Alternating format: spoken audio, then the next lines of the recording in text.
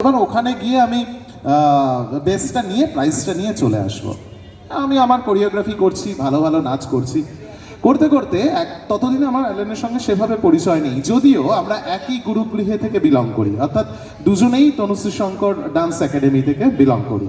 So সেই জায়গাটা থেকে আমার ওর মধ্যে সঙ্গে খুব একটা পরিচয় ছিল না। তো আমি যখন আমার কোরিওগ্রাফি কন্টিনিউ করতে করতে একদিন শুনলাম অ্যালেন অ্যালেন অ্যালেন নামটা খুব শুনছি, ও ভালো কাজ করছে ভালো। এবং ঘটনাচক্রে আমাদের ইন্দ্রানিধি, আমাদের দুটো বিল্ডিং আলাদা, ও এক জায়গায় কোরিওগ্রাফি করছে, আমি আরেক জায়গায় কোরিওগ্রাফি করছি। তো আমার কনফিডেন্স হয়েছে আমি খুব ভালো কাজ করছি বা ভালো কাজ করব, আগামী দিনে যে নাচ কথা আসছে ভালো হবেই। ততদিনে ওখানে ফুল ফুটুক না ফুটুকের বন্যা একজন বইয়ে দিয়েছেন, সেটা আর কেউ নয়, আমার বন্ধু আর অ্যালেন। সো আমি ভাবছি ঠিক আছে, ও পেয়েছে, এবার আমি তো যাচ্ছি, আমি কি ওখানে ছক্কা মারবো। সো আমি আমার কাজ করছি।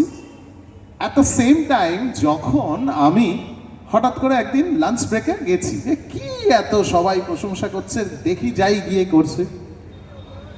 আমি যখন পৌঁছালাম তখন আমার ভুলটা সম্পূর্ণ ভেঙে গেল অ্যালেন স্যারের কোরিওগ্রাফি দেখে।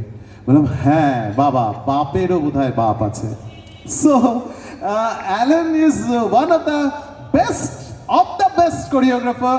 আমি যত কোরিওগ্রাফার দেখেছি তার মধ্যে আমার কাছে ভীষণ ভালো একজন কোরিওগ্রাফার, এবং অ্যাট দ্য সেম টাইম ততোধিক ভালো মনের একজন মানুষ, যে প্রতিটা মুহূর্তে অন্যকে বলতে থাকে যে তোমার এটা করা উচিত, তুমি এটা করো, তুমি এভাবে চলো, তুমি এটা বলো, বা এভরিথিং গাইডেন্স যেটাকে বলে। সো আমরা দুই বন্ধু, আপনারা আশীর্বাদ করবেন। সেই দিন থেকে জার্নি শুরু হলো, আজকেও সেই জার্নি চলছে, এবং আমৃত্যু যেন আমাদের দুই বন্ধুর ক্রিয়েশনের এরকম ছটা আমরা আগামী দিনের ডান্স বাংলা ডান্সের মঞ্চ বলে নয়, সমগ্র ভারতবর্ষকে বিভিন্ন অ্যাঙ্গেল থেকে, বিভিন্ন মাধ্যম থেকে যেন দেখাতে পারি।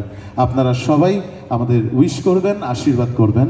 আমি খুব লাকি যে আজকের দিনে অ্যালেন প্যারিসের মতন একজন কোরিওগ্রাফার আমার অনুষ্ঠান দেখতে এসেছেন স্বইচ্ছায়।